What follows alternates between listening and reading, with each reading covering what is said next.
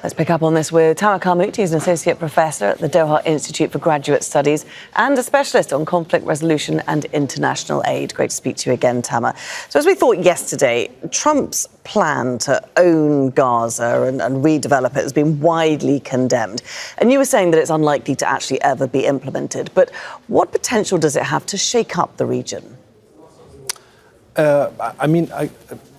All potential, but it depends on which direction. I mean, we have been seeing American politicians now, statesmen, retreating back from what Trump proposed 2 days ago.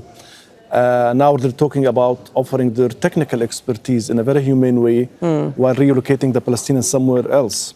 Yes, I'm all in for relocating the Palestinians, ideally back to their homes, the ones they were kicked out of in 48 or 1967, but that's not going to happen.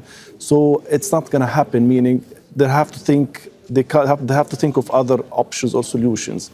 Now, if the Trump administration is eyeing like lucrative contracts or deals that comes out from reconstruction resources, we're talking about a huge bill for Gaza, $80 billion to maybe $100 billion. So if that's what he's eyeing, then that's fine. We welcome American expertise, whatever it is, but in a context of a Palestinian state, in a context of preserving Palestinian dignity, in a context where Palestinians are in charge of their reconstruction needs, not anyone else. So I think all these dynamics are changing now, and we see that the tone is becoming different now. The tone is becoming different. And let's wait and see where things go. We see a very active shuttle diplomacy, Arab leaders now flocking to Washington to meet Trump and his administration. But I guess something will come out. I don't think this idea of expelling or ethnic cleansing Gazans will kick off, and it will go back to real pragmatic politics on the ground. I want to look at the ceasefire agreement that is underway right now. Part of that agreement, as we've been saying this morning, is that Israel lets in thousands of temporary shelters, housing units and tents, but only a tiny fraction of that has actually got into Gaza so far. Is this going to threaten the ceasefire, do you think?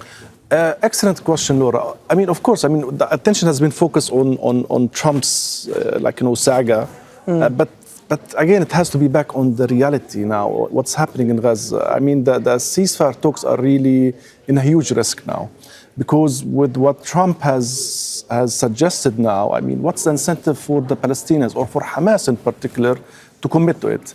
In addition to it, Israel is already in violation of many of these terms. it is restricting the aid entering to Gaza. It is restricting, bringing shelter into Gaza, and it's stepping back on its commitments. So we're in a very tricky situation. We're getting closer to phase 2 of the ceasefire talks, so everything can go wrong, and so we're not out of the bottleneck yet. So the last thing we need, Gazans need, particularly in these times, is the war to come back. No one is ready for fighting.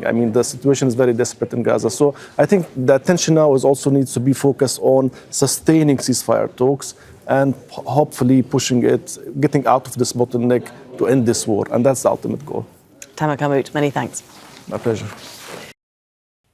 Make sure to subscribe to our channel to get the latest news from Al Jazeera.